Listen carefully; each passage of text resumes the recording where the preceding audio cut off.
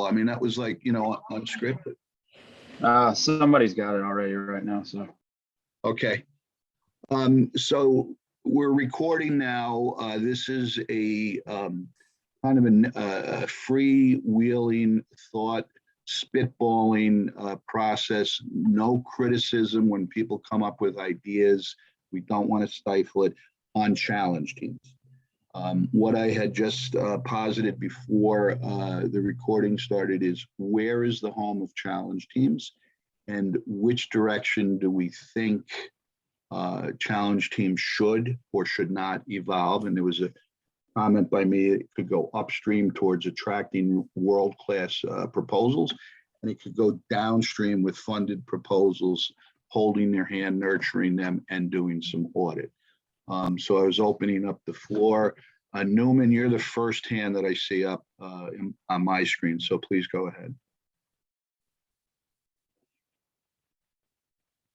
Newman, you're muted. Okay. Hey, I just want to say, share my support for the conversation. It seems like, and maybe this is a good place to start. It's just like, what is the controversy around the challenge teams? Is it simply because it's a new thing? I think this is the second fund that it's been in, and yeah, and then to know a little bit more about upstream and downstream. I guess it's just the real vision of what the challenge team is. I mean, I'm interested in how it can evolve, but it's sort of that sort of future thinking. But what about, like, where did it come from? Might be a good spot. Okay, very good. Thank you for that input. And Tommy, I think, or Patrick, you have your hand up next. Are you finished, Norman? If okay. Well, I can just quickly say where it came from. It came from the fact that IOG couldn't handle it anymore. So it became a bit of a bureaucratic arm of checking that people are actually people and all that. So the expectations in the beginning were not so clear. And even though it's a new thing, I think I joined the first challenge team in November or something. So it feels like it's ages ago already. Okay, and Tommy, what was, if you know, what was IOG's vision for what the challenge team members?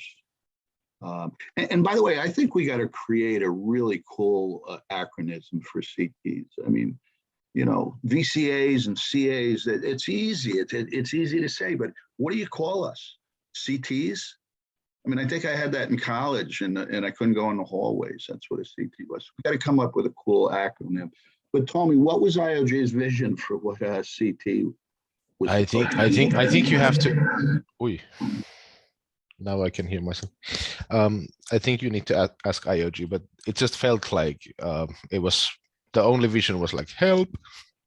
We can't handle it anymore. Help. It was presented in the town hall. So there was a town hall presentation with an explanation of this. I'll see if I can find it. And that's not to say that it's just, we'll put some details to the help, maybe, Tommy. Okay, thank you. Patrick, you've had your hand up for a while. Hello. I'm a challenging member since F7. The initial vision was unclear, at least the responsibilities were unclear. What I got pragmatically is to help the process of checking and bringing the project's proposals to have a return on investment, return on installs, basically. Our home, to reply to the first question that was not recorded, is a Discord channel or a group communication. And initially, I want to state that initially, the challenge team effort was estimated to a total of 30 hours. It is not. For instance, yesterday, just to agree on what are the next steps, we took 2.5 hours in 4, which makes it 10 hours. and I'm not counting the time that it took us to prepare the slides. But what is my criticism, but I think it was my fault, so not really a criticism, is I missed the first meeting, and I was the first meeting with the proposers. I missed some team members, so we were thinking we were 4, we actually were 1, 2, and 1 came back to help, and at that point was very hard to keep up. What I really praise, what I really like, is how it's well structured at this round. You got an email with you know, that formula that everybody has to provide. What are the 2 next meetings? The proof of life, which is nothing else than meeting with the funded proposers. And remember, if your challenge is something like $1 million funded, you're probably going to have to meet, I don't know, 30, 50 people. It's possible. Plus, you have to provide the office hours. So beware, if you have a challenge with $500,000, 200K, okay, let's say that roughly is 30 people every million, more or less, that you have to deal with. And the effort that you have on a challenge team should be scaling with the number of funded projects, roughly. And what I think is very important is to keep a lively communication channel with your proposers and ask them to do some part of the work. For instance, filling out a formula for your challenge, stating what is their Twitter account, what is their GitHub repository, if they do have it. Some projects, they don't have a CVS, some projects, they have a website. It's very important that they, for your challenge, you know what is correct.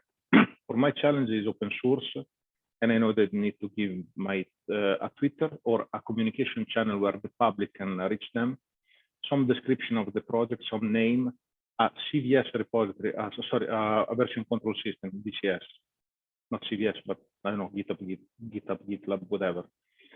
And also what we would like to ask the team is, at least with F7 open source, there are not many teams. We are going to ask every team to send us a video, a 5-minute explanation on at which point are they. If everybody sends this 5-minute explanation, maybe monthly, we have something to show to the community. We have something that we can help them spread the community investment. The community invested in them by voting. They provide a 5-minute video to show what we did. And then we can help them publish because they don't have time to do communication with IOG. We are basically helping this communication. This is what I saw in the first round. Okay, that's powerful feedback, Patrick. And it's from a failure point of view, because I consider my F7 challenge team somehow failing. Okay. I'm not happy. Okay. So you don't think 30 hours or 20 hours is sufficient? What I heard from what you said was and I think someone in the chat said it was a 20-hour ask, not a 30-hour ask. But you don't, what I heard you say is it's not enough time. There's not enough procedures or forms for each specific challenge to do the onboarding or understand it. And really that more systems need to be put into place in the existing challenge teams. Is that kind of a simplistic recap of what you said, Patrick? Not exactly in terms of systems, but more in terms of depending on the challenge, the type of challenge, which artifacts should output. Okay. And depending on how many projects you have to help. But what is most important is to know from IOG, do we have to check, or you are going to check? That's the real question. Well, that's part of what we're having a discussion today, and I see Tommy has his hand up. Do we evolve this to brainstorm, and do we present something to IOG? But I think that Patrick, I think that's powerful, powerful feedback. Tommy, what you've had your hand up for a while. I don't know if your arm's tired, but please Yeah, lower no, it. Please lower it and come on in. yeah. So I can hear myself from your speakers when I start speaking. That's annoying. Anyway, so what you were mentioning at the beginning about upstream versus downstream, I think one of the issues is that people are so hyped when their challenge gets voted in, and then they finalize the team and everyone is ready to help and whatnot, and they make beautiful presentation for 1 minute and they're like, yes, let's get those proposals in. And then in 3 months, nothing happens. So that's a bit of a downer. And then instead of like being these fantastic challenge teams who are supposed to like make sure that we have that top talent giving top proposals and whatnot, they are just supposed to be bureaucrats who are holding hands and holding meetings. And so this was identified in few roundtables back, because we have those CT roundtables. So few roundtables back, we had this discussion that it almost feels like 2 different types of people are needed, and not for 6 months, but maybe 3 months each. That one bunch of the people should be those who kickstart the challenge and make sure that we get really good proposals, and teams get to merge and ideas get to merge and whatnot. And then once they are voted in, another group of people steps in and does that hand-holding part.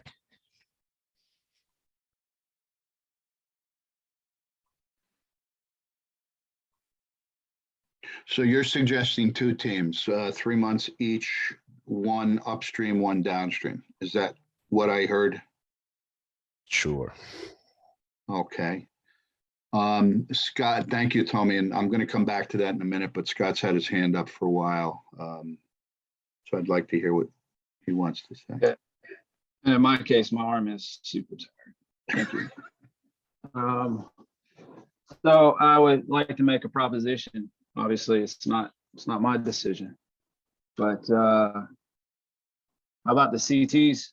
Yeah, work on the CA/VCA hub. We can create a working group category for the CT teams. Yeah. So they can coordinate there. Also create a CT board in D-Work. As you had stated, actually you posted that in the chat.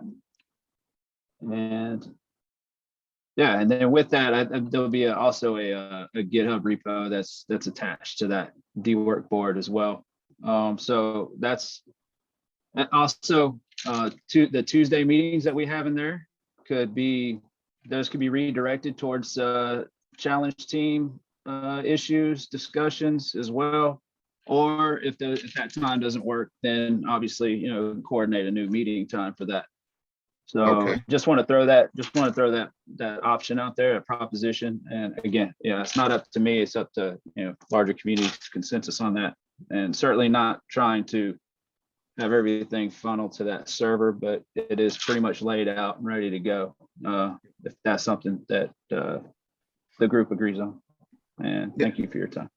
I have to support you on that, Scott. If you haven't been in D-Work, I'm an old gray hair. I had been in the financial industry. I stepped out for 20 years after I sold my company, and I've been farming, and I've only gotten back in the last 8 months, 9 months. And I'm trying to learn all this technology and Telegram and this and D-Work and now GitHub. And I think in structures and what Scott has done on the D-Work, the way to ideate and assign tasks and eventually assign bounties is just, it's a phenomenal platform. And I don't think CTs really have another home where things can get done. Tommy, the upstream, I'm coming back to you and what you were talking about. What I've seen in the evolution of Cardano, and I'm speaking as an investor who owns some ADA right now, is how to build value into ADA, and a couple of projects have come out. One I just learned about recently was a funded 6, and it's, I think, designed to support entrepreneurs in Africa. But you also have came Genius Yield, and now I don't know if you're aware of Genius X and Maestro, and they're basically somewhere related with Cardano, but they're trying to go out to the ecos and grab and help support startups and stuff. And to me, the way I look at it as an investor, it's going to help the Cardano ecos because it's Cardano stuff. But we in Catalyst are also looking for good proposals, the best proposals, I think. And my thought was, can we use the challenge team, maybe set up some YouTube channel or something like that and say, hey, do you have a brilliant idea? We got, last fund, we gave $16 million away to brilliant ideas. Come on in and join us type of thing, attract brilliant proposers and brilliant people here. And I think that squeezes out a lot of the players and takes care of some of the issues. And then on the other hand, that's pre-funding. And I don't think there's a lot set up really to go out and get pre-funding. I think most of us stumbled in the dark to try to find things. We lurked and then we came in out of the dark, and then you found 42 different channels that you got to look at in order to stay abreast. That's pre-funding. I think that's one way. Maybe, as Tommy said, that's a totally different set of people. And then you have funding, okay, hand-holding during the proposal process. But then you have funding, and as Patrick said, he's afraid of failure because for Fund 7, he's unhappy. What do we do to take proposers? And as Tommy said, I think, there's that minute of bliss and everybody's kumbaya, and then nothing gets done. How do we have a set of people? And is that the CTs, or do the CTs go? And how do we hold hands, audit, make sure they do stuff? That's kind of the big question I have in my mind. Sorry. I'm off the soapbox. Thoughts? Randall had some good points. Please. Yeah, so I've been thinking about the challenge of proposers in learning how to couch and present their proposition, and we saw it with Innovatio. They went like 2 or 3 rounds of just missing their funding, and maybe that was just raising awareness, but maybe it had to do with I'm not pointing specifically at them, but proposing teams do struggle, I think, with how to write things in a way that actually presents really well for the criteria that CAs are accountable for using. And I feel like we're sending people off on their own for 3 months or 6 months at a time. And if instead we were engaging with them to help people with good propositions to write good proposals, I think it would really magnify the effect of a challenge team. That would need to be an incentivized role, an actively paid position, because it takes a lot of time to develop a great idea into a great proposal. That's Randall, well said. Now, let me just ask a question. So the engaging with is in your thoughts, your process of what I think I just heard you say, that's before they're funded, but then it continues through to the funding. to support them and get them off the ground. Is that what I heard, Randall? I was thinking more on the pre-funding or even not funding process. Anyone I would propose who can actually attract proposal mentors, proposal facilitators to develop their ideas should be able to get that help and get a little bit of have some incentives involved, even if those proposals don't make it to the finish line with voters. But short answer, I think a pre-funding is the thrust of my thought. Okay, so you're saying go upstream Yeah. and attract people. Now, I think in Catalyst, there is a bounty if you bring someone in and they actually put your name down and they actually get funded. Yeah, it's like a referral bonus. I think it's like 2008 or something like that, if I recall, but it is a No, referral. no. It's a percentage of the fund. I can't remember how much, and then that is divided between the referees. Okay, thank you. So, Tommy, do you think that going upstream and creating a whole segment, and I don't know what we call them, so we'll call them funnelers, and they go out and develop a system to attract people and then bring them through, and they should be incentivized whether it gets funded or not? Do you think that's a Clarification? Okay, please. I wasn't thinking of attracting more people, more in the sense of engaging with people who are arriving, saying, maybe into social sessions like this, saying, I really want to make an impact in this challenge category by my idea. And then maybe Randall comes along and says, I really engage with that idea.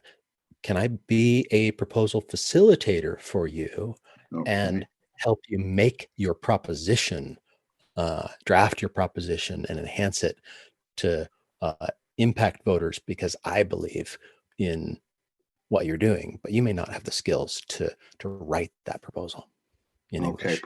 A proposal facilitator, new term. I like that. Tommy, your hand is up. Thank you, Randall.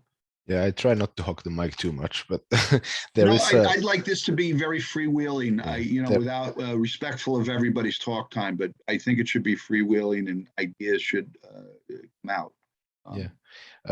There is an initiative going towards that direction, and that's coming up maybe next week. I don't know if Natya wants to mention something about that, but there's a definitely similar ideas around the organization, around Catalyst. I would see value in having more kind of, maybe not permanent, but like longer standing challenge teams who would gather resources, gather knowledge, get more relevant over time and really be helpful for the proposers.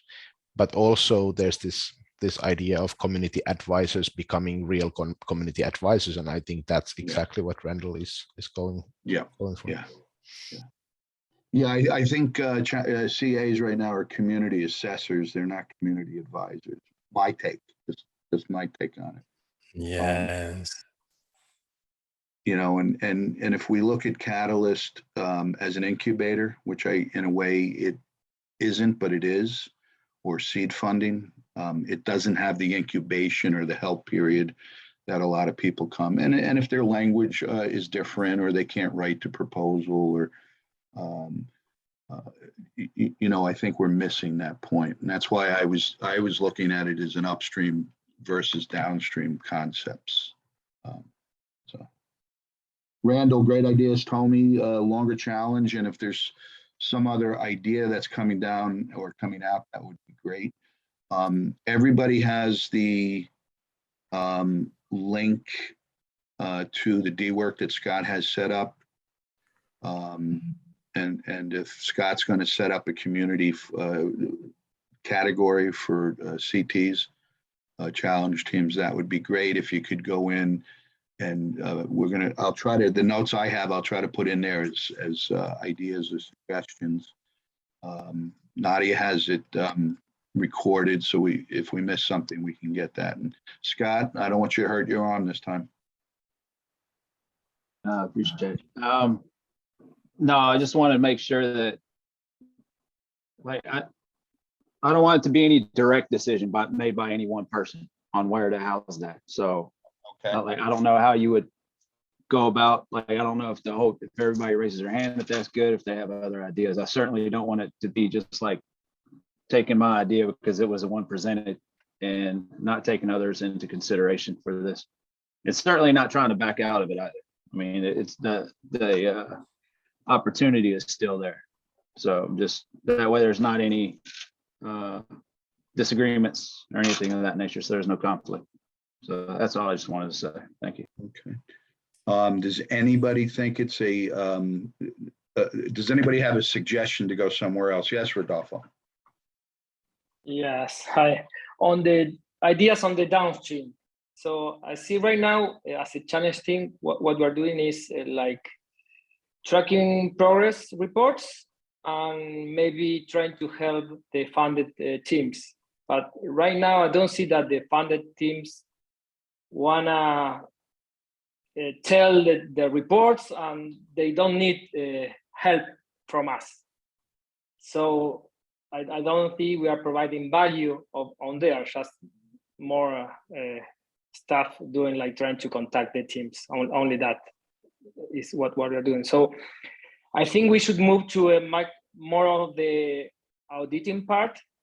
So maybe forcing the funded proposals to submit reports to provide things, what they deliver, and based on the challenge team, they may or may not get the funded monthly fund. So more on the audited part, I think is going to be more beneficial for the process. Okay, so Rodolfo, just to repeat what I think I heard is you don't believe that funded teams really want the CT help other than just doing like the proof of life, and they're not filing reports, and you think that your suggestion would be to withhold funds until they file their reports on their progress. Yeah, I don't think that's the main idea is to be like forcing that, but I think that what we're doing is we are not providing value right now, because we're trying to contact the teams. They just submit what they are doing, but it's just the same as the whole Catalyst project. So you submit a progress report that is just a form and you get the fund. Nobody is auditing that part. So we should involve in that and maybe provide value auditing and see what they are doing. And maybe if we find something, then we can start helping the teams to get the things done. Okay. I think we do. I think we understand that. I like the idea is great. It's got value, and value is your key thing, is how to get value. Okay. Thorsten, if I pronounced it right, you had your hand up first in my screen. Please go ahead. Yeah, hello, good evening. I mean, the auditability circle has been discussing it also in the past. And there is a certain level of resistance sensed, which comes to, we don't want to be controlled. And there is also some viewpoint on the IoT side on that. But what we definitely do is during the proposals is that we define key performance indicators. Perhaps we have to sharpen those ones up a little bit more, and the challenge teams could help on that one. Some of them are, as they stand, more written along the lines of, once we have implemented, we would be able to measure success in this or that way. But performance indicators could also be, how are you able to see whether the project delivery in itself is on track? Yeah, so for example, could say, we are submitting project updates twice per month on Gitbook or whatever. And that is in itself verifiable. And that's where also a challenge team could be helpful for the community by calling up on these KPIs which have been defined. At the moment, we define them, but we don't do much about it. Yeah, they're there. They are getting assessed, and then they get forgotten. Yeah. Yeah. So Thorsten, thank you very much. And what I hear, and I noticed, I don't catch who it was, said there are no auditors in place currently, is what I think, paraphrasing, but your suggestion is audibility, and it kind of sounded like you were coming from a proposer point where you said don't want to be controlled, but maybe it was the teams that don't want to be controlled. KPIs are big, and you need that for auditing. And the CT follow-up or the projects updates on GitHub, so we can follow them, and the CT. It was just an example of effectively a KPI, how a KPI could be. So Okay. if we are shaping the KPIs, the auditability section of the proposal more along the lines, and I think a lot of people are anyhow confused about that. What do I have to put in here? Yeah. If you shape it along the lines of how do you want to measure yourself against in the phase of delivery against your plan, against how do you make sure that you can say, yeah, I'm on track. Everyone says I'm on track, even if they're not, they say I'm on track. And who's holding them accountable? No one. But the point in itself is it also helps in the context of I want to deliver something. What are my checkpoints against myself, which I document in the proposal and which I make publicly available, that I do what I say. Okay. Yeah. Or if I don't make them publicly available, I'm willing to share them with the challenge team. Because that becomes then more evident. If I say I will submit a progress report in this or that form every 2 weeks, you as a challenge team can say, okay, so your KPI says you're planning to do 2 progress reports. Did you do? No, I didn't. Okay, why? Oh, I didn't have time for that. Okay. So if you would write them today, what would they say? And that way you have a more meaningful conversation then. Are you okay? And then the answer is, yeah, we're okay. We're on track. Thank you very much. Don't bother me any further. Yeah. I got a grant from New York State once. I have a business in New York State, and it was a $50,000 grant. I didn't read the small print. I had to spend the $50,000 before I got the grant. Same thing with the funding. If I'm giving away money and it's your money, Thorsten, and we're giving it to a proposer, we want to know it's being spent well. Well, they define what the KPIs are. Yeah, I don't say you have to do it this or that way. It just has to be meaningful. Right. Yeah. Okay. Very good. Very good. Thank you. Powerful. Harsha, you have your hand up for a while. Yes. So I just wanted to bring the conversation to the proof of life meeting we'd be having. In my opinion, I think it should be the proof of life for the whole team and not just the proposer, because at this point, I can put a bunch of people's names on the proposal, get voted, and there's no proof that these people are actually on the team. And I also think, based on what Patrick said, there should be a cross-referencing of the people that show up on video along with their socials or GitHub or whatever, just to make sure they are the same people. And another thing about down the line flow is, would it make sense to have like a Discord group where each proposal has like a channel and they update whatever work they did in the channels. And then even if they do want to have a conversation with the CTs, they can have a conversation in the Discord. And the CT's job would be to like put everything that all the information that the funded proposals gave, document it, and then present it. So, it'd be like an easier workflow in my opinion.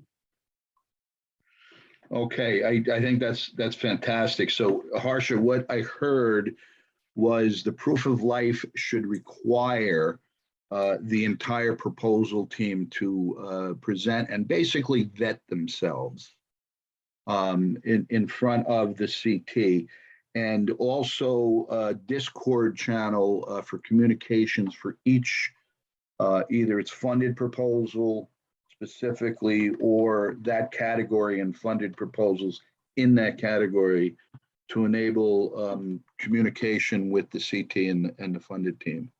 Does that sound about right? Okay, anything else to add to that? Because those are great ideas. I like personally, I like the whole team presentation. But I think that's how it used to be, that there was a Discord thread for every proposal when there was only a handful of them, but now that we have 1,000 proposals, it doesn't make sense. It gets muddled up quickly. I think, Tommy, that Harsha was saying just for the funded proposals. So out of 1,000 or whatever, how many how many are going to get funded this round?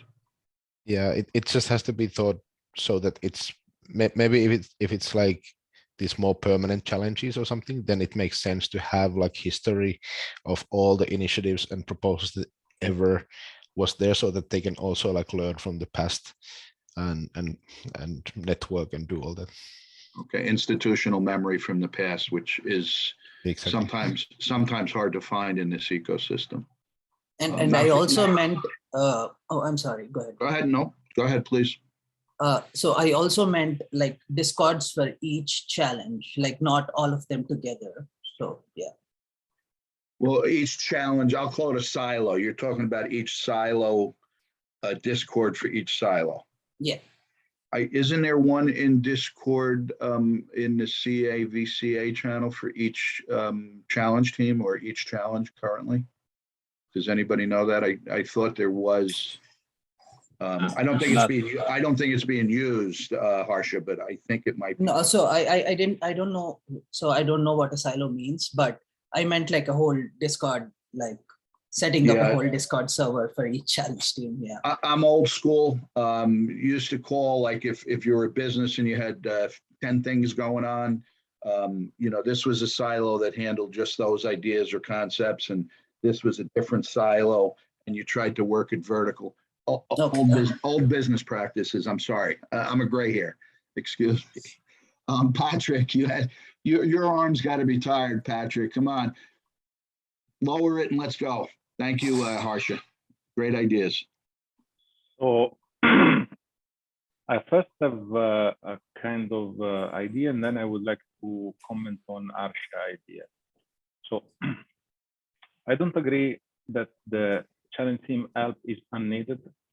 And I don't agree that the challenge team does auditing, but they do reporting and help reporting. I agree. I believe that the challenge team should help keeping the project on track. It should help with discoverability of the project, which otherwise will go unnoticed and will fade away. And then it should help with blockers. So the challenge team should help with the proof of life, spreading with the public, and help with discoverability. Who is going to know that your project is there, and in which structure? Would you ask the funded proposer to put his project on a complex tree and maintain it? You, challenge team member, have to put it in a tree with all the other projects. The funded project owner shouldn't care about that. And we are providing value by getting together different teams also. They get to know their technologies. It was pretty obvious in the Operation Challenge team, but probably in all the other challenges. We also providing help by letting the team compare with each other. Say a companion team does a presentation during the proof of life, and the team number two does a different presentation, which they believe is what they can do better. This is about if you want to build a startup, you need also to be on par with others, which this is the scope of Catalyst. IOG is throwing money for that every funded proposal can create a startup. This is just seed money. And no kumbaya. Thanks, Tom, for this. That was amazing. So what is clear is that the auditability of one thing. If a funded project tells me we don't want to be controlled, that's bullshit. The community voted on your project. You need to report to them. The challenge team is not to say, oh, you're bad, no money. The challenge team is to report your progress. You submitted a proposal, you were voted, you basically signed that you're going to report on your progress. You report. Maybe you are not the best person, you type all the day, and you need a human. You even don't talk with humans usually, but you need to talk with humans that kind of put in human form your project, help you. So is the project on track? In Agile Scrum, there is the figure of a Scrum Master. This is for, I don't know, developers, etc. An Agile, the Scrum Master is not the product owner, is not the guy that is putting the money, but is the figure, the role that makes Agile possible. He helps resolving brokers. A lot of people think Scrum Master is smoking the eyes. Scrum Master is the guy that is gluing together an ecosystem of developers and help them solve the blockers. Okay. Now, let me close with my point, which is still not the response to you, Arsha. And what I want to say is that to put one extreme, I can specialize in getting 5 stars and then kumbaya. And then the Cardano community is just distributing funds to the best marketers. Okay. But I already saw this. I'm a consultant since 2007. We shouldn't go that direction. We should agree on that. Everybody's invested in Cardano. Okay. So now that was my extreme to kind of make it fun, my point. Now, let me go back to Arsha. Can I just, before you go to another point, I want to rephrase what I heard. Okay. I have written all down. I can paste it in the chat. Okay, please. What I heard is you want the CTs to be airline pilots. You want them to be responsible for the takeoff, for emergencies during the middle of flight, and for the landings. That is kind of what I heard that you think the CT should be. And holding the passengers accountable for their actions. That's along the lines of what we heard you say that the first time you were talking, a little more strict. It's more like flight tracker. You need to know where all the flights are going, if they are getting in the right direction. Help the public visualize where is the direction. Right, and who's in charge of that. Now, the only thing I will, your ideas are phenomenal. Please share them. You said you had it written down. I pasted them on chat. Oh, you did? Okay. You know, I'm funny. When I put the glasses on, I can't see a damn thing unless I sit away. So when I come up close, I got to take the glasses off. I'm 2 years from this point. Don't worry. Daniel just put in that the CTs are not auditing. There's really no auditing being done, which is the truth. And to your earlier comment, Patrick, the discoverability, help with discovery of the projects. I think what Daniel did today with Innovatio, I'm looking for that solution, and I mean, I'm not in Africa, but I'm looking for that solution for a fund I got going, or a proposal, Proud Dirt Farmers, which is an environmental thing for carbon credits, but I need help, and I'm starting to discover them, and that's probably a great thing that CTs can do. So thank you, Patrick, very much. Let me conclude bringing back Arsha point, and also what Tommy and you, Tom, replied. So Arsha, what a I would like to observe is that what is the difference if there is only one team member or 10? And that's a question. And then the other observation is how can we handle one Discord channel per proposal, and who's managing that, and also who's searching on that? Because if I recall correctly, after this fund, we are going to hit something like 1,000 funded proposals. So the direction I'm going toward is that probably the best is async communication via email or forum. And going back to Tommy and Tom point, the institutional memory, historically, IRC forum is the tool where you can go and search, and we already have a Cardano forum. Yes. That was my last point.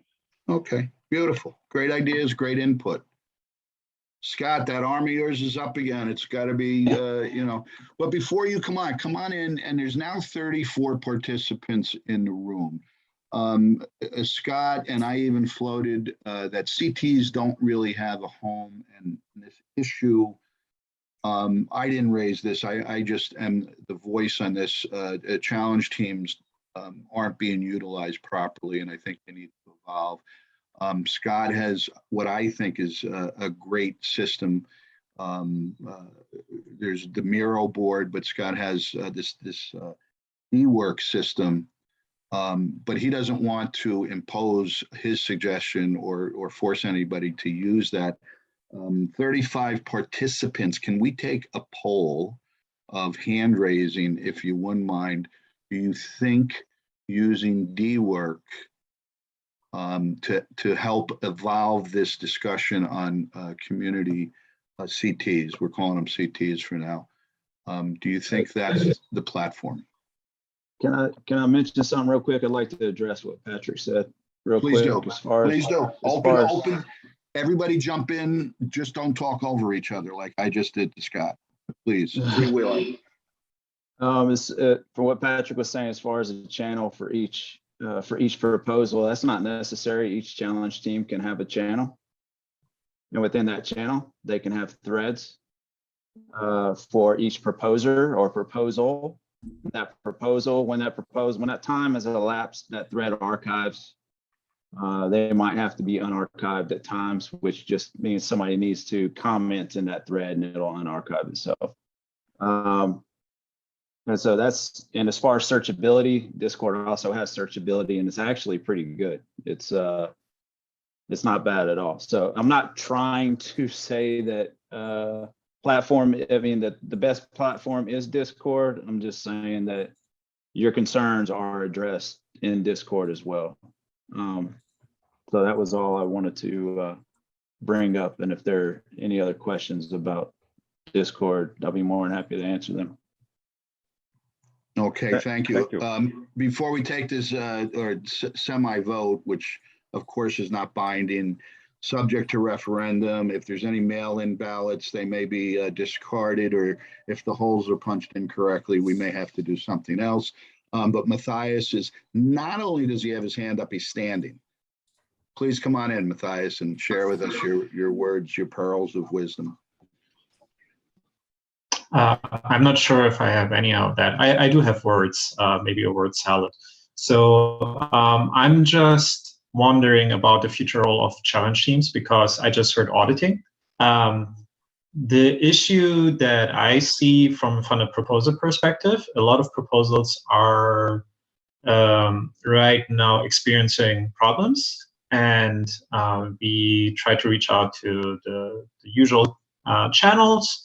So my question is, are the challenge teams going to be auditing progress, or are they going to support proposers so there is something that actually can be audited?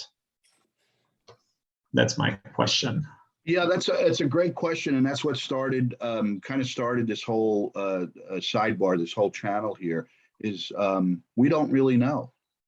There's some talk and back channel stuff There's people looking at, you know, there was a channel with a conversation with Len or something about getting, you know, hiring outside auditors to come in. There's talk about whether we should start attracting people. So Matthias, that's exactly the question, and this is the beginning of the conversation. That's why we're looking. I'm suggesting we have a home for where CT people can talk and tear this apart, ideate and work towards a solution. I don't know that IOG, you know, when they started it, I don't think, and according to Tommy earlier, there was no real direction or end goal for what the CT role was supposed to be. There's now Marek and Danny there if you want to ask. Sorry?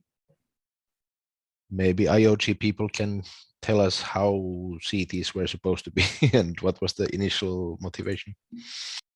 That would be great if anybody have an answer to that. Sure, it was to address essentially the scaling problem that was on top of everybody's minds as we were progressing fund to fund and looking ahead of us.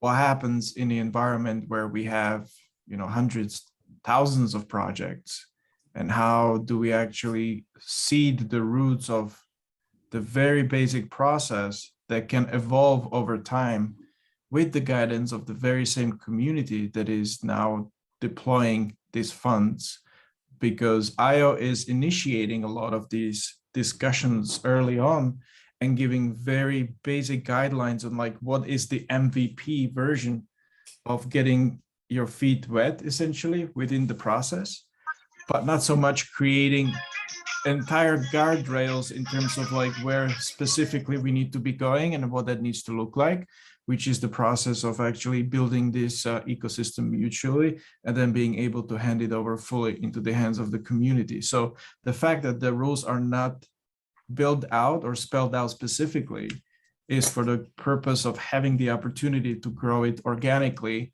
based on what we're seeing on the ground and everybody individually sensing together so that we can build a solution that is coming from the needs of all of us, the community as such, rather than what IO thinks is the right way to do it. Because at a certain point in the future, you need to forget about the IO, right? And how do we do that? So this is literally just the exercise in trying to give the loose reins of building up the structure based on what seems to be appropriate and going with it. And you start small, you're starting with very simple set of rules. Our motivation was, how do we scale this? And what is the first step towards that? And in our minds, it was, okay, it is the call to action to start creating loosely a concept of what we call today as challenge teams. And let's see where that evolves. Let's see whether there is interest, and let's see whether there are people willing to answer the call to start looking at the things of which might evolve in the future into a deeper segment. You know, we don't know what the challenge teams will look like 1 year from now. 1 year ago, there were no challenge teams. So essentially, if that answers the question, it was literally to start think about how do we scale the process outside of IO hallways, and it becomes really a community-driven process rather than on the internal side of the things. So does that help? Daniel, that helps tremendously. Thank you.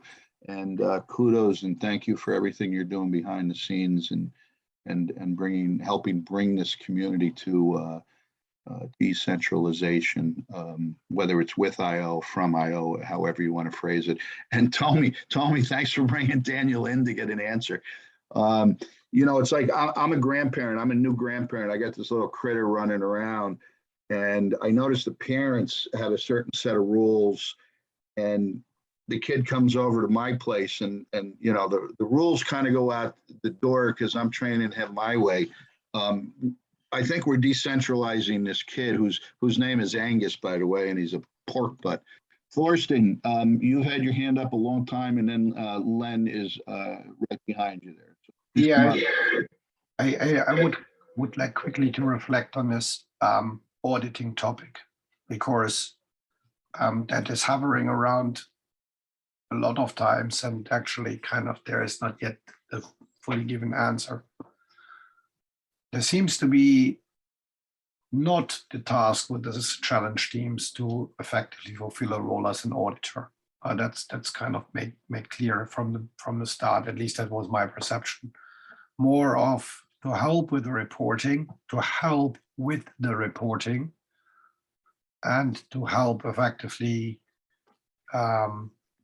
the proposers to reflect their project to the community and have effectively a sounding board by the challenge team in itself. So in a nutshell, aside of the closeout video, to have an ability to say, okay, so what is a way kind of for us to report back to the community, and just to make it clear again, and as I said, I'm part of the audit circle, and we are having a lot of discussions around that. But if you want to audit something, you have to give clear baselines against what you want to audit, because otherwise it's opinion, and that is not there. So without saying what someone has to do and what the expectation is, and the proposer in itself has to commit to that, there is not really any merit in kind of going out there and say, I audit you on something. Aside of the fact that auditing is something which requires a very delicate way to deal with situations. Yeah. So, and I think the way challenge teams have been put together was more like on a voluntary basis. And we see that effectively with CAs. The reason why we have VCAs is because the CA in itself has just to be able to read effectively the instruction and has to put his hand up for that. But we as a community still believe that it's necessary kind of to have some kind of rigor around it to make sure that it is kind of on the right straight. And I think with audit, that's the same. Yeah. So, and that hasn't been defined. So from that perspective, I cannot see at this moment in time in any form a responsibility with the challenge teams to perform audit on behalf of the community. Okay, I don't think that's part of their responsibility, and I think Daniel, it is, but there is this hovering expectation, and it comes up again and again and again. And what that's why it's a good time to have this conversation. Yeah. It's before Fund 9. We can put some kind of proposals in. But let me ask you a question. And Thorsten, I understand you're a strong advocate of auditing, and I get that. I understand it. If I'm don't get me wrong. No. You have to listen carefully. I'm part of the audit circle, which was initiated, but we do not say that the challenge team has an audit responsibility. I heard that. By no means. I heard that, and but let me posit my question. Yeah. After this Fund 8, if I'm doing my math right, Cardano, Catalyst, wherever the money came from, it has given away or will have awarded in excess of $30 million. If I'm doing my math right, and how many projects have funded, have developed, and how do we know that? So that's a good part of this question, and what we're doing, Thorsten, and I understand the audit part. So you're looking for the downstream, which is awesome. And I think as a responsible business person, investor, you certainly want to know where $30 million has gone. So, but Len has held up his hand, and then Harsha, and we got Matthias. So Thorsten, thank you. We'll come back to you on this. I like it, and I will PM you if that's okay. Len, please enter the conversation and give us your wisdom, sage wisdom. Len? Okay. I wanted to refer to what Daniel said, to follow up on Daniel, but Thorsten also in between, is that I think Thorsten started to say in a previous conversation, I had to leave for a few minutes, so I might have missed some things, is that the issue is to get the proposers to define KPIs related to the proposal, implementation of the proposal, not what happens after the implementation. And of almost all of the, let's say, very few of the proposals that I've reviewed give KPIs dealing with during their process. And so I think that's one of the big changes that has to be made, is KPIs are not after I build this, I'm going to have how many views and how many users. No, during the process of this implementation, if it's 3 months, 4 months, 6 months, whatever it is, what am I going to do? When am I going to do it? And how will I show that I'm going to do it? So I think that's kind of like self-reporting. I think that goes along with the idea of Catalyst, that we don't want to impose so many rules on people. There's some are necessary, but this is self-reporting. You choose in your proposal, you choose what the KPIs are, you tell us how you're going to report, and the recipients of the reports are the challenge team and IOG, but not IOG. In the past, the reports, and okay, this is old story, but in the past, reports were never publicized. And I don't think that that's where we're at today. So I'm kind of echoing what Thorsten was saying, and the challenge teams are not selected to be auditors. Maybe somebody has an ability, but mostly they don't. To go back to Daniel, your point is okay, that the purpose for the challenge teams, like some other things, was to initiate the transfer of responsibility from IOG to the community. My question, though, is that nothing gets done unless IOG approves it. So it's kind of a false premise that the community has the power to do anything. For example, if we want to change something on idea scale, we have no power to do it. Only IOG does. So you can make all the proposals you want, have all the swarm groups you want, and that's a bunch of talk until IOG steps in and says, yeah, we'll do that. Most of the time, what I hear, and by the way, I'm a big supporter of Danny, so he just happens to be the guy from IOG that always steps up. So this is not at all aimed towards Daniel.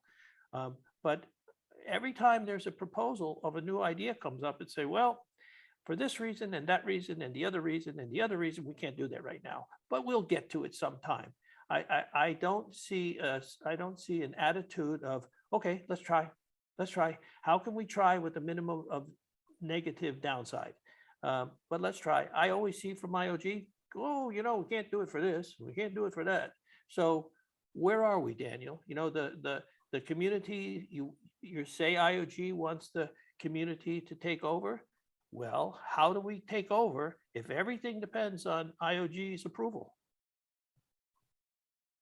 Thank you. Len, so what I'm hearing is backing up what Thorsten said, is that the KPIs are basically self-reporting, and the CT teams should not be involved in the auditing process going forward. What I was saying is they can be reporting that they're the ones that reflect the reports and can have a dialogue with the proposal when they say, I promised I was going to do, or I predicted I was going to do this, but I can't do it now because of this. Okay, you can have a dialogue. So that's not really auditing, that's still reporting. And yes, yes, no. Challenge teams have no capability or skills to audit. Okay, heard. And your I think bigger concern is that IOG is still controlling everything, and they have not yet handed stuff over to us, if I'm hearing that right, though some stuff is coming to the community. I don't mind if they're controlling it, but it's kind of, don't pretend that you're not. That's fine. IOG has stewarded this thing to where it is today, and okay, we have limitations, but to pretend that, yeah, we're giving this to the community, and community, if only you would step up. No, because any idea that comes up is only approvable by IOG. Doesn't get implemented unless IOG implements it, and who knows on what basis they choose to implement or choose not to implement. We just know that it doesn't happen. Okay, so I'm gonna circle around to a simplistic, because I'm just a simple dirt farmer. To my grandson analogy, you know, I watch him and I hold his hand when he runs out into the street across the sidewalk. Someday I will trust him to look both ways and cross the street on his own. But at 1.5 right now, he's in my opinion, as a grandfather, too young to do that. That would be my analogy to IOG in the community. Is we are in our infancy stage, and it's an experiment. And IOG, I think, will hold our hand for a while, and say, no, you can't have that chocolate cookie. But eventually, they're going to let us start making our own decisions, and if in their opinion we get it right, we will get more responsibility. Is Difference, that Tom, no, the difference, Tom, is you don't send your child out and say, go play on the street. You don't say it's okay to go out and play on the street. And that's what I'm saying. IOG is saying, community, this is up to you, except it's not. okay? So we'll work on that. That's you know, the American Revolution is still an experiment 200 and something years later. We're only in phase 1 of this experiment.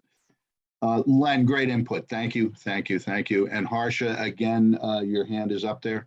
I can go after Patrick because I might be slightly deviating from the topic at hand.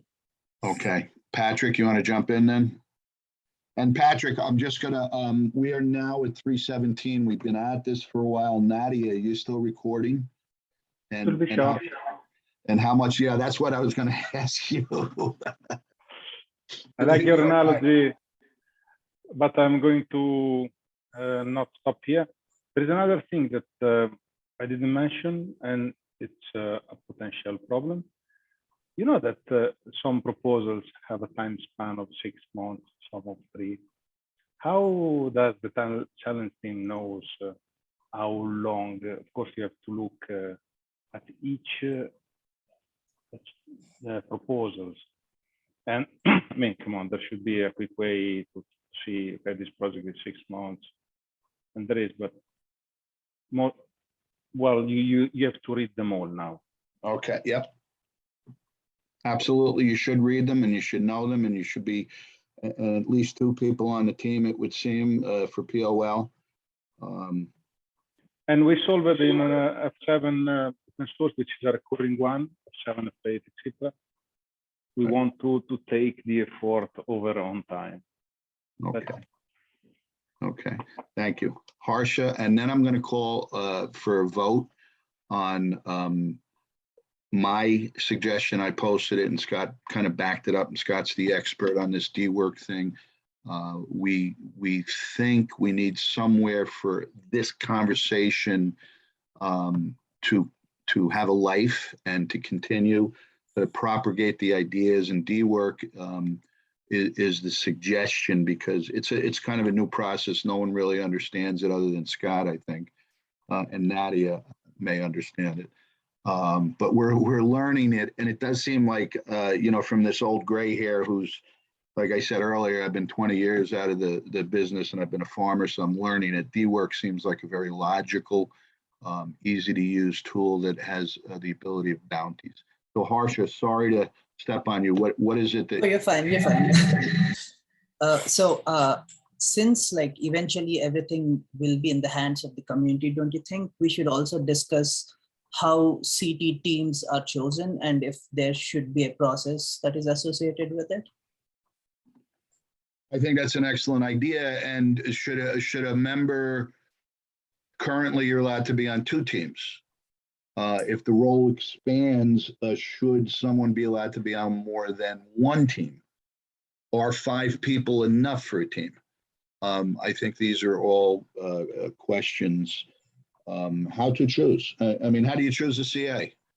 Anybody can be a CA, right? And that's part of the experiment. But how to choose? Is it the good old boy or girls network that you become you get in because of that, or is there some talent that's needed, some expertise?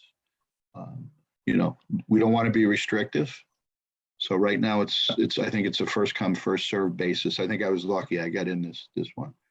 So great, Harsha. But now I'd like to, and Scott, before I call the vote, do you want to say any last thing about D-Work and why it may be a good place for CTs to start a community and continue this discussion?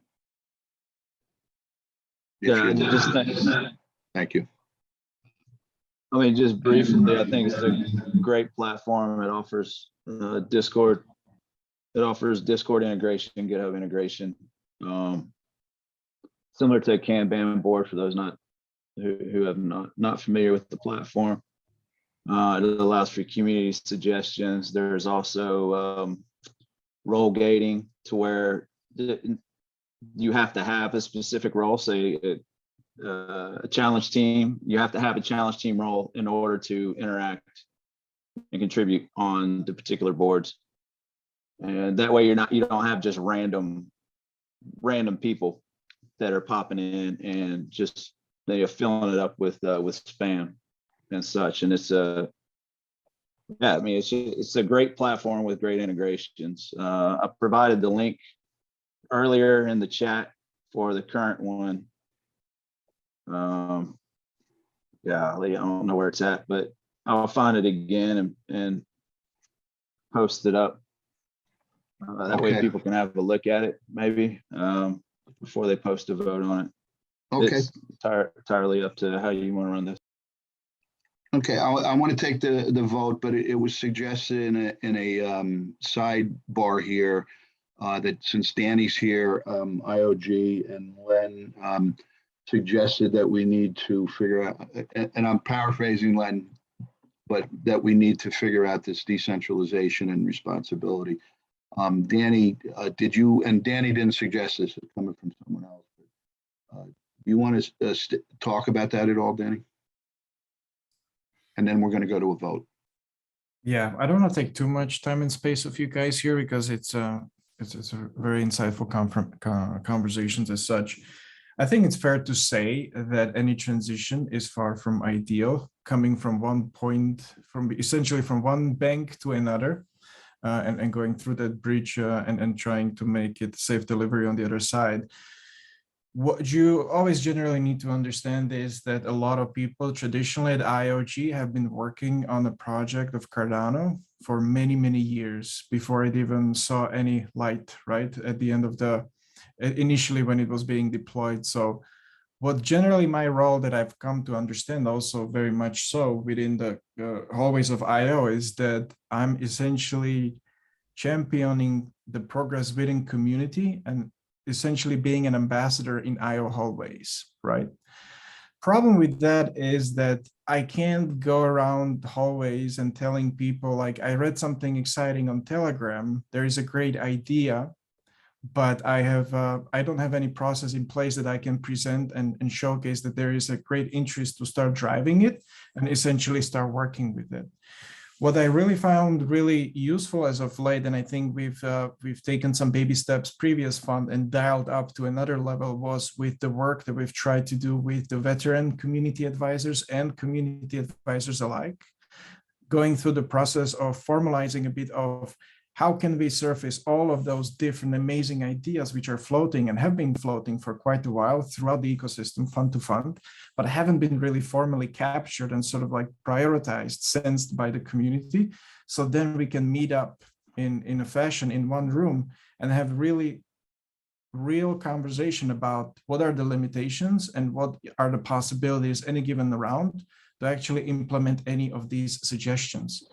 And I think we've had some really good help with what's been happening with the veteran community advisors and advisors as such, with help of Nadia.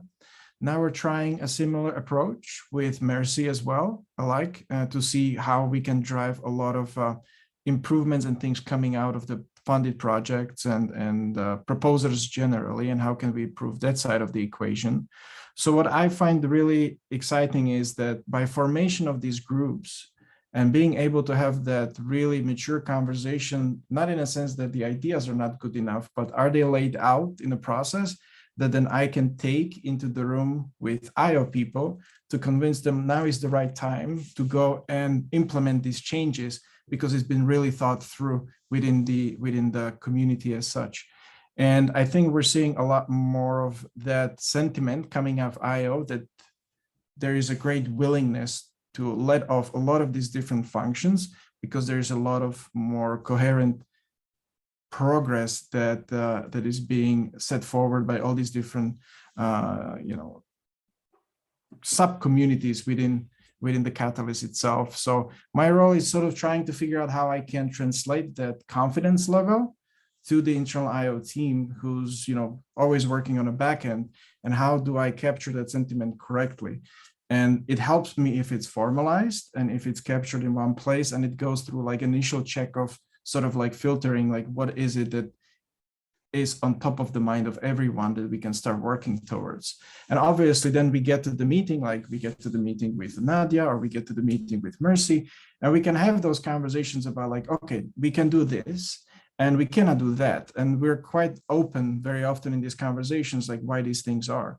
And it's nothing to be held behind the scenes. So I very much invite capturing a lot of that feedback too. So there is a shared understanding, like why certain things cannot be done. And again, it's not for the sake of hiding things. I don't think we've had appropriate communication channels established that will actually funnel a lot of information coming from behind the scenes forward. But I think we're seeing a lot of multiple bridges now being established for different functions within the Catalyst that allow that bi-directional feedback. And then it allows dissemination of information into those different pockets more effectively than one person could ever do. So it's just figuring out like, how can we make that information highway more efficient, wider, bigger, stronger, and not only towards one pocket of the community, but all of those different subsets which compile the Catalyst as a whole. Because very often we may forget, because we get so deep in fixing one part that we forget about another. And I think what we've come to see is that Catalyst, in order to succeed long term, needs to be a concert of adjustments and different things working together, rather than one each in isolation as such. So those are like my thoughts on top of my mind in terms of where that current issue has been so far. Daniel, thank you very much. I think that was some powerful stuff you just laid on us. You being an in the hallway ambassador for the Catalyst team. I will be a little bit of an isolationist here right now. I'm just trying to focus this thing on CTs, and I know there's a lot of other moving parts. What I heard you say is for CTs to be taken seriously in the process by IO is that we need to formalize it, have it in one place, somewhat of a people agreement, transparent, efficient, and appropriate communications with us working together. Is that kind of a decent wrap up of what I heard you say? I think so, except for the part that I think, also initially because it came from IO, that the seriousness of needing a challenge team in the process seems to be a vital piece as such. So what we also always need to understand that, and again, it comes back to the scaling, that at any given point, there's really a limited amount of people within IO that can deploy the resources and attention to any given project. So what I'm essentially saying that the more formal and mature process is put in place, it makes it so much easier for me to attract the deployment of the resources to be going your direction. So much like within different functional groups, I think that's naturally the direction within which we can probably gravitate challenge teams as well. And I think there's some lessons learned of like what exactly not to do, because we've done some trial runs with different groups that we can learn from and then make it custom to the challenge teams, for example. But essentially, it's just really being able to capture that attention and draw back the resources, because now I can say like, hey, if you dedicate the people, then we can make this fly off, and it can start standing on its own, and there's really structure to it, and we can be building. So it's really like building out a great foundation, even though you don't really have a house on top of it, there's no roof, but like really building some kind of like the base layer, the concrete layer, the basement that essentially allows us to build on top of it. And when I'm able to translate that feeling within in the internal part of the IO team, everything becomes so much easier to start rolling towards. Thank you, Daniel. I think you just gave us a pretty good goal to work towards. Nadia, you're recording, you're the co-host, and you have your hand up. Please. I'm just really glad to be listening and part of this conversation. I'm not a challenge team person, nor have I been, but I share a lot of your perspectives that I think that there's a lot of potential here. And on the heels of what was just said and a lot of what was said throughout this conversation, I think it's important that we find something that is like a cohesive and well thought out, like, but succinct recommendation. Because even within, you know, what exists now, what could exist, and all the fragmenting of what could exist creates a lot of noise. So if it's the purpose of this CTs to help us scale, and it's the purpose of them to serve the whole process by making sure the proposals are successful, then it can't be like a laundry list of things that they're responsible for, but there's probably like 3 or 4 things deployed on these, like takeoff and launch, the things that must happen in order for that to happen. And if through these conversations, we can really distill that down and make recommendations that are bite-sized enough that we can deploy them sooner than later, but also make a difference, not something that we can do so that we can check the box and say, oh, we changed something, that was good. That's what I've been finding, to Danny's point, that has been helpful here. We changed some things that were really significant in the CA and VCA process that went through a similar process to what Scott is suggesting. And then we couldn't change some things. And those are the things that were pain points again. And that feels like you're not making any progress. And that's difficult to have to deal with. But I think here, because it's so new, the challenge teams, and because look at this group, right? There's like 30 people sitting here interested in this. So I think Scott's suggestion about, and yours, Tom, also, just from having, you know, you're in that server a lot, and we have meetings in there and talk about things, and it's not always about specific to that server content. I think the suggestion there is just in lieu of, because it exists as a place for people to gather and be able to work together, we could use those tools now and then migrate the challenge teams conversation somewhere else as that becomes available. But because we have this window of time here coming up to the fund and the opportunity to actually like use all this momentum of this discussion, we could actually take that up as an opportunity and then migrate it elsewhere, having captured what we actually did here. So I'm like I'm very optimistic seeing this particular group of people, all these minds in here, and this much enthusiasm around reinforcing this part of the process. Thanks. Thank you, Nadia. The most important thing each of us have that we can't make more of is time. And 30 of us now, 33 earlier, have decided to put our time in. I just had an aha moment from what Danny said, and it didn't occur to me. And I wanted to put a dollar proposal in, but they said it wouldn't last. I put a proposal in called CATS, and it created a new level of newbies coming in, and the purpose was scalability. Daniel just answered the question with the CTs. It's in place to be scalable for when the proposals overwhelm everybody. So enough of my rambling.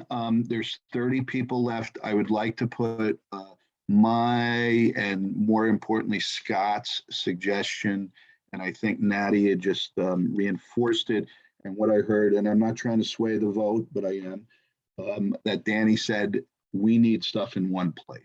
And the suggestion is to use e-work to set up this continued conversation for the evolution of the CT process. If you could, and I don't know, Scott, if you can count hands, I know you did it for Nadia when she held that beautiful governmental consensus meeting a few days ago. If you're in favor of using D-work, whether you know how to, pardon? Sorry, is it a new D-work or the same D-work? Scott? No, it'll be on the same site. It'll just be a new board for challenge teams. Got it. Okay, if you're in favor for using D-Work for being the temporary or permanent home of CTs, apparently there's a way to check a yes mark. If you could check the yes mark, I don't know how to do that, or raise your hand. Reactions, let's see, there's reactions. There's a check mark. If you go to reactions, there's a green check mark. Everybody in favor of using D-Work, please use the green check mark. And we'll see what we have. We'll give a couple of minutes.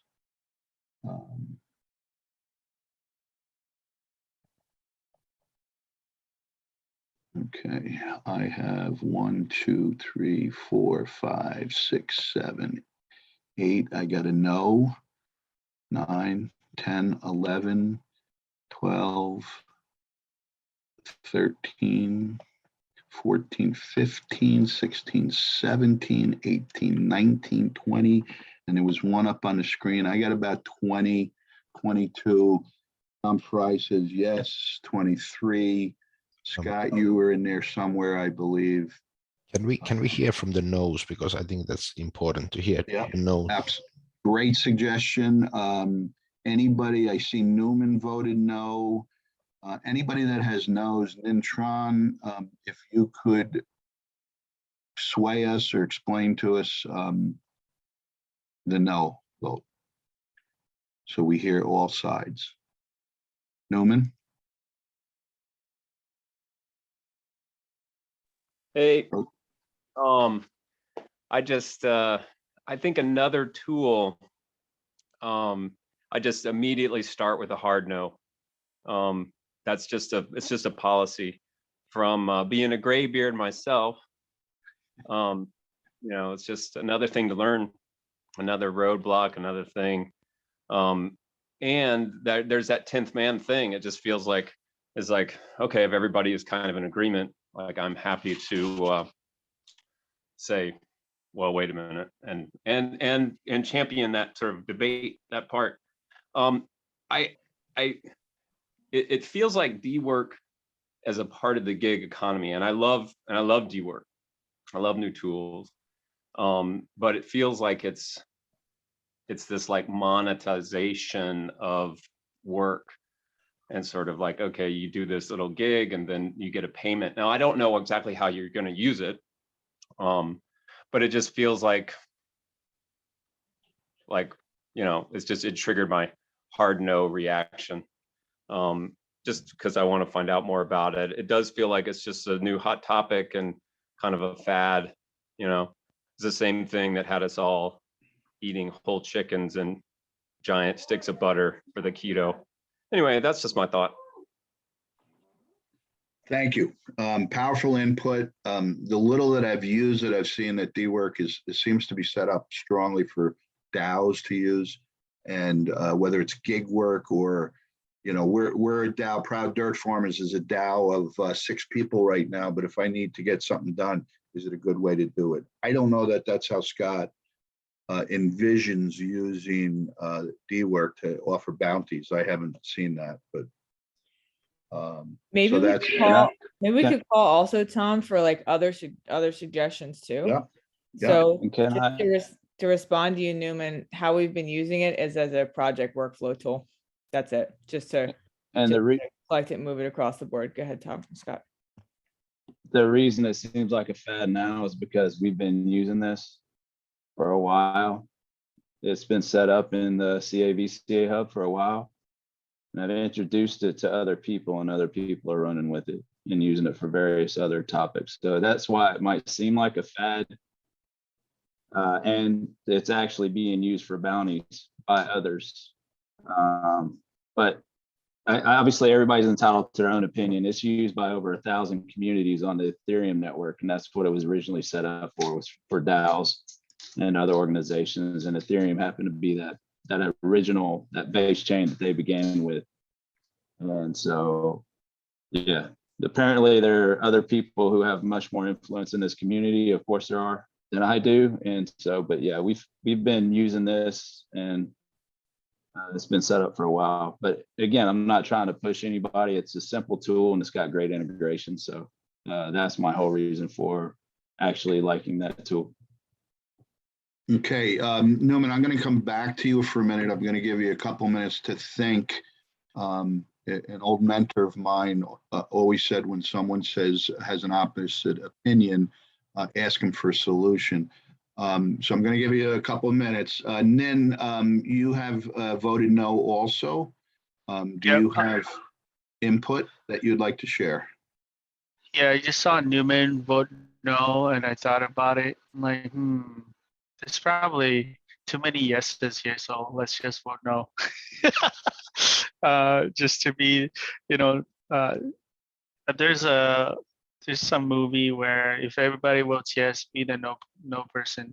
To me, I'm actually a huge fan of bounties, right? Building a platform for bounties for open source itself, so not quite relevant to what you guys want to do here. But from what I've seen, D-Work is, I don't know much about it, right? But what I heard, it has good integrations. I've seen it in Swarm being used all the time with Discord. But if you guys need like a project management tool, something that we use to get stuff done and see like the different stages, and it's completely free. You can have a bunch of automation and whatnot, is ClickUp. Not sure if it has integration with Discord. It has integrations with Slack, which we use internally at the company to communicate and collaborate across like 60, 70 people now. So. Okay, so never heard of ClickUp, and Slack is, Nin, I have to agree 100% with you. When I used to actually be in business and I had a lot of people and I was like, it wasn't decentralized, I was the man. If everybody agreed with my concept, I threw it out and I didn't do it until I got dissent and we debated. Because if you're in a vacuum, it only goes one way. So thank you for voting no. Thank you for suggesting ClickUp. And what was the thing it integrated with? Slack. It has integration in Slack, but I know our community uses Telegram and Discord and Zoom. So let me check that out now if they have that. Well, my understanding for Cardano is the official channel is supposed to be Telegram, but more work gets done in Discord. Newman, I'm coming back to you. I gave you enough time. Thank you, Nin. When you find that, let us know. What's your solution, Newman? You're muted. Newman, you're muted. Thank you. On the spot, the solution would be to figure out what we need to do that is not being done with the current tools, and then present it in that way. Another solution would be to when changing the landscape or the environment of a team. And I mean, I don't think this is what's going on. That's why I'm not. I just voted no. A lot of because of what Nin. I was just like, oh, I'm a people pleaser in general. Like I learned to get through life by figuring out what the teacher wanted and then giving that to her. And so now I kind of notice it's like, oh, the teacher wants this. And sometimes just as a gadfly, I'd say, I'm not giving that to you, teacher. And so I just felt like you guys wanted me to vote yes. And so I was like, nah, I'm going to vote no. But thank you for being a contrarian. I love it. Exactly. I'm working out my contrarian skills, but I think it's hopefully this discussion and the debate will happen like around which tools we need. Because I do feel, especially as a graybeard, like I'm talking about, that when we change the tools, it does take a while to get up. For instance, Miro board, man, I think it's one of the reasons why I stopped Catalyst. And I was just like, I can't deal with these Miro boards. It crashed my computer all the time. I don't know if Miro got better or my computer got better, but I was just like, yeah, I can't deal with this tool. Now, I love the idea of D work, but the tracks matter, the environment matters, and it just, you know, when I'm making a sort of, but I don't know, is this binding?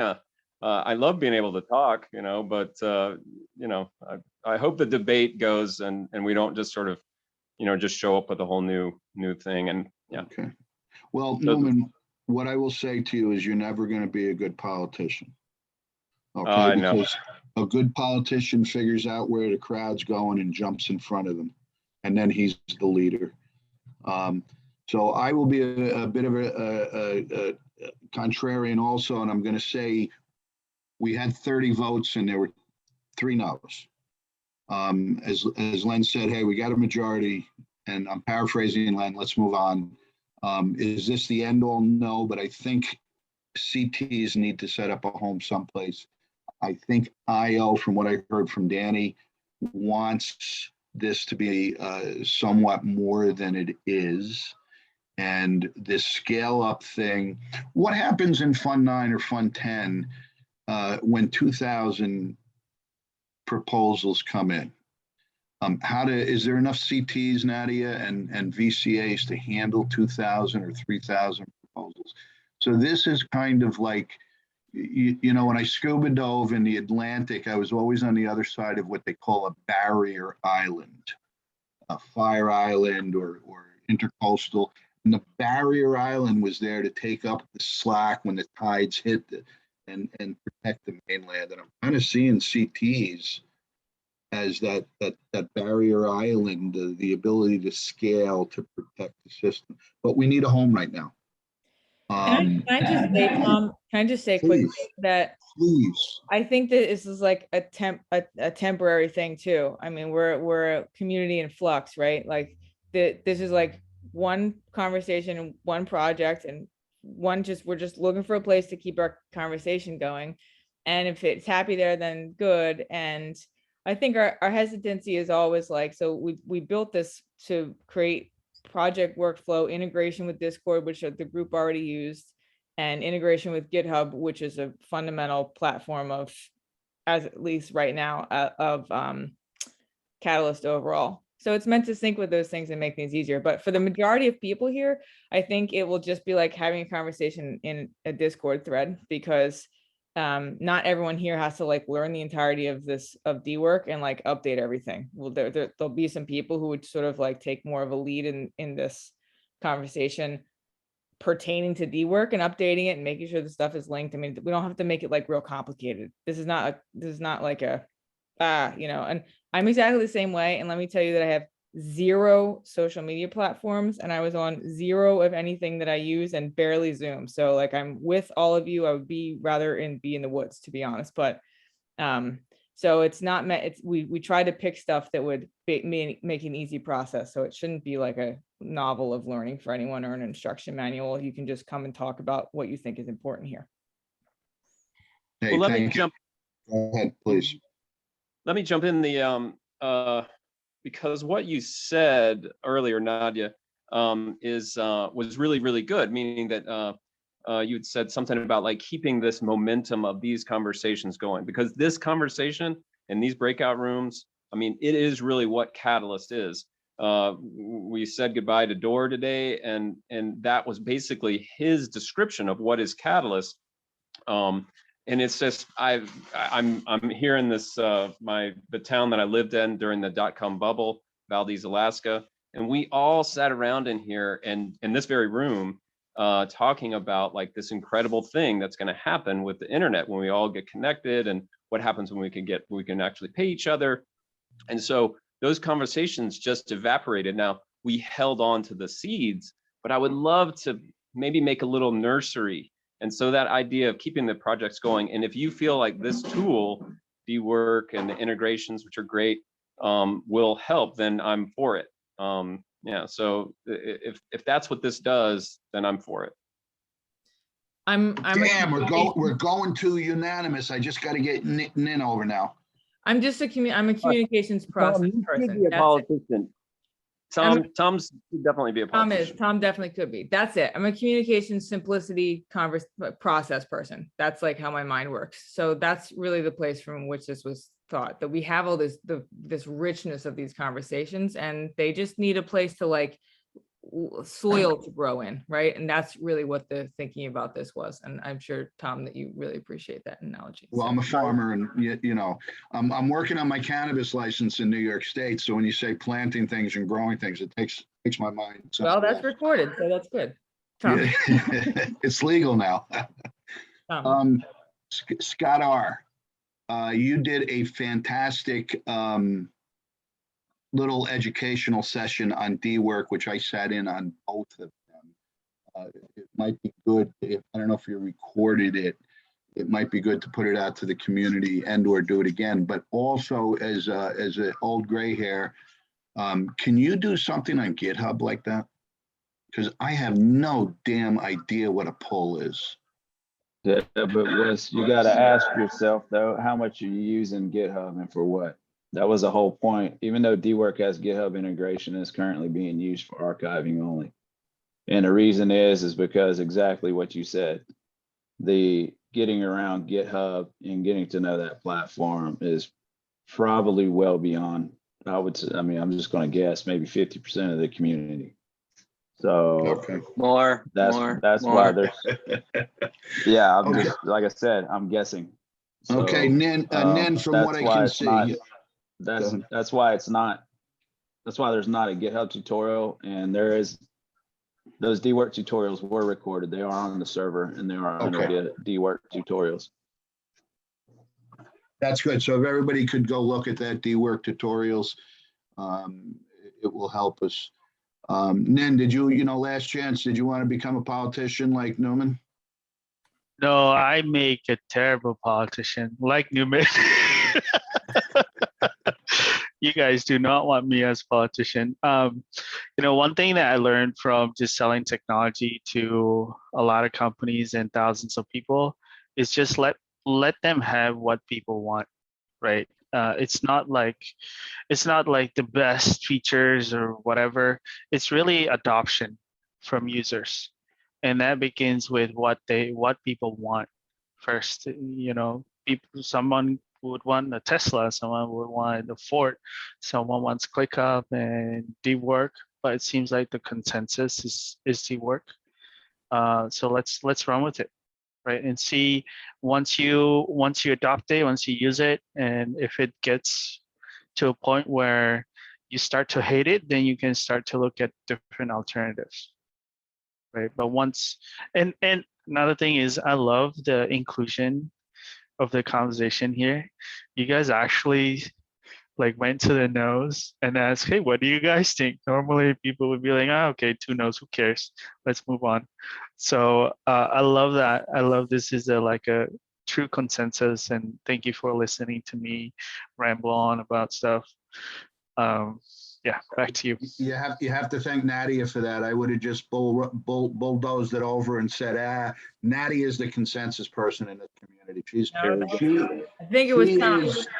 She's the queen of consensus. I'm going to give her that award right now. I'm looking for a reaction here somewhere. One little thing about sort of keeping the conversation going, because I feel like that is like one of my key takeaways. And can the chat on this Zoom call be somewhere kept? Because I always am like, oh, I've got to keep all the links, and I'm on my phone and it doesn't go to my computer. There's the 3 dots. If you click that, you can save chat. Save chat, 3 dots. Yeah, just write to the smiley Holy chat box. Go ahead, Zoe. Sorry. No, about the talk to us. chat box, where you can type in, there's 3 dots on the right upper corner over where you type in. And there you can just click save chat. And then you can also have a look where it is saved. You can directly click on that and name it. I'm on my mobile, and I have a feeling that it's not. Oh. It's not. Are you guys on mobile on Android? I am. I'll send you a copy, Newman. Yeah, Nin- try I on can me. send you one. Totally. Maybe that's one of the things to put on the board is that we should start collecting the chats and putting them somewhere. That is a great idea. Yeah. We should publicize them on public forums. Yeah, it goes straight to Love the you guys. Git book. Fantastic. You guys are rocking. Thank you so much. I'm happy to be a challenge team member. Tom, I'm looking forward to hanging out. Tom, where do you want to put this so people can hop in and continue going? Do we need to, I think Danny at the beginning said there was a link on where in after town hall, there's a link somewhere to send it. It's in all the Telegram channels. No, I got that part. I mean, I'm sorry, it wasn't clear. Where for people who want to continue this conversation, right? So if we make this place for people to work on stuff, does it make sense? So I'll upload the recording to Swarm, and then does it make sense, Peter, if we put links to those places there so you could put them in the video description since they have to be like made? Would that make sense? Whatever we want to do with that, I'm here every day to help. So I can put links in video description for sure. Just need help collecting them. Okay.